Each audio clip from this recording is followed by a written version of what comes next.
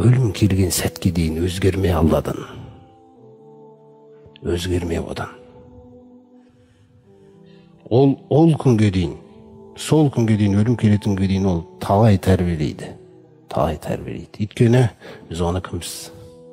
Біздегі нәрселер оныкі. Ол Раббымыз. Ол бізді бұл нәрселер үшін жаратпады. Бұл нәрселерді біз үшін жаратқан. Ал біреулерге бұл нәрселер мақсат болып кеткен. Сондықтан сіз Алланыкі болғаннан кейін, Алланыкі болып аяғына дейін қалу керек. Осы жердегі төзімділік деген нәрсе осы да, шыдап беру, төзе алу деген нәрселер. Сіз шаршап келген кезде сізді сынайды. Біледі Алла Тағала сіздің шаршап келгеніңізді. Бірақ ол шаршаса да менікісің ба? Сондықтан осындай әкелерді көрген балалар қалай тәрбиеленеді деп ойлаңыз. Ол балалар темірдей болады ертең. Күллі құндылық неге ол сізді солай көрген ол. Оның қанына сіңіп кетеді ол. Сіздің балаңыздың өміріңізге дейін атал заяға кетірмейді. Сіз осылай өзіңізбен күресіп жүрген болсаңыз да. Онда ғибадат қыл оған, және ғибадатыңда төзімді бол. Раббыңа деген ғибадатта төзімді бол. Әл тағламу лаху самия. Оның аттасы жоқ екенін білесің ғой дейді. Яғни ұқсасы жоқ екені.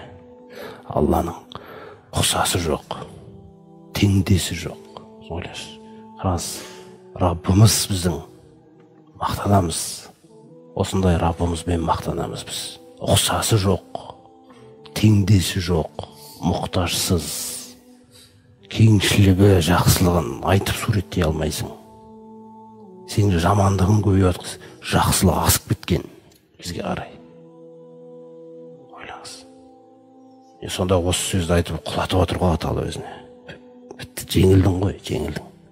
Міне кімді дәріптеу керек, міне кімді ұлықтау керек, міне кімдікі болу керек, өміріңіз аяға кетпес үшін да.